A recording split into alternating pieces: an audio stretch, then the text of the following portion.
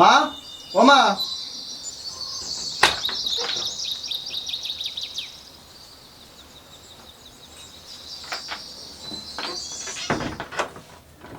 কিরে তোর ইন্টারভিউ কেমন হলো?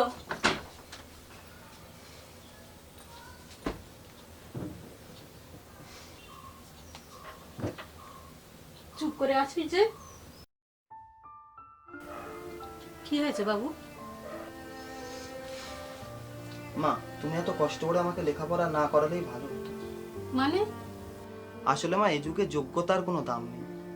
এখন সাদা খাতা জমা দিলেও চাকরি পাওয়া যায় যদি টাকা দিতে পারো।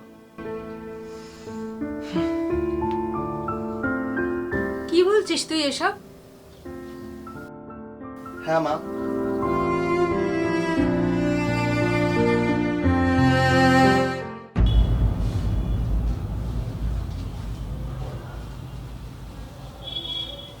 তোমার যা রেজাল্ট দিচ্ছি তাতে তোমার আর ইন্টারভিউ দেওয়ার কোনো দরকার নেই। মনে করো চাকরিটা তুমি পেয়েই গেছো, শুধু তোমাকে একটা ছোট কাজ করতে হবে। আমাদের বসকে সামান্য একটা গিফট দিতে হবে। না তেমন কিছুই না, জাস্ট 5 লাখ টাকা।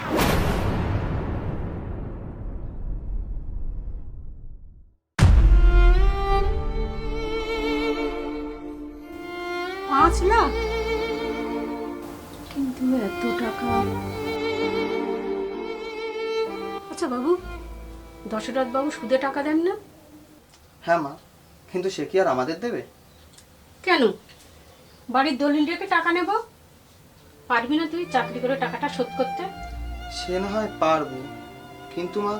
আর কোনো কিন্তু নয়, তুই আজই ওনাকে খবর দে।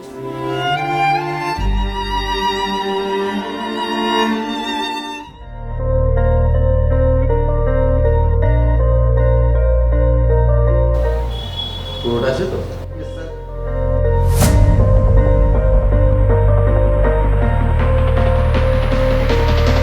অ্যাপয়েন্টমেন্ট লেটারটা তোমার মেলে চলে এসেছে।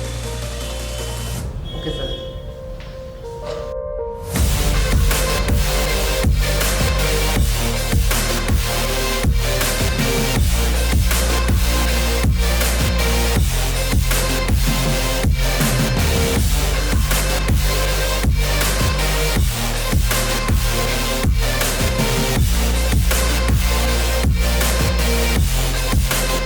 এই টাকা দিয়ে ছেলেটার বাইকটা আজই কিনে দিতে হবে।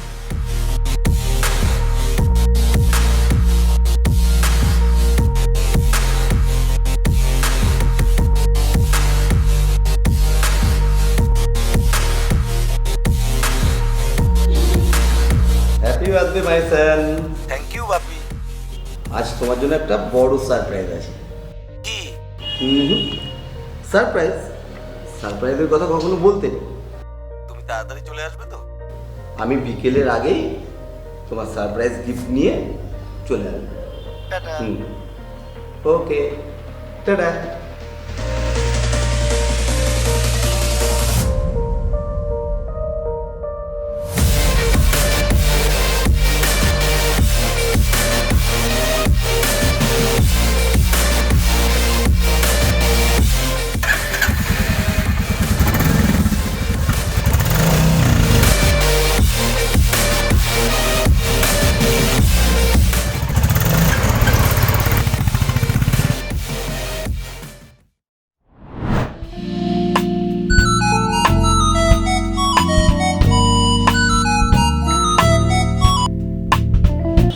হ্যালো,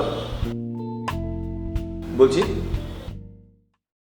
অ্যাক্সিডেন্ট কোথায়?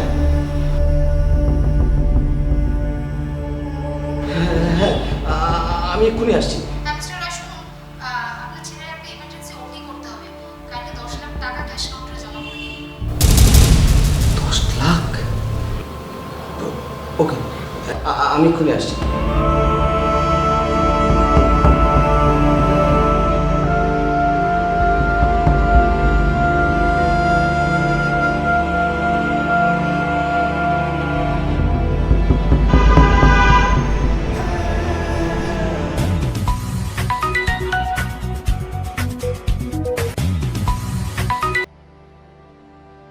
নমস্কার রায়বাবু।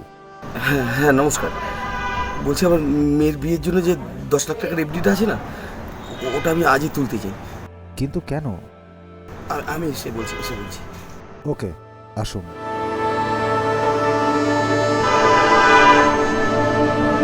কাউকে ঠকিয়ে নিজেকে খুব চালাক ভাবছেন? ভুল ভাবছেন।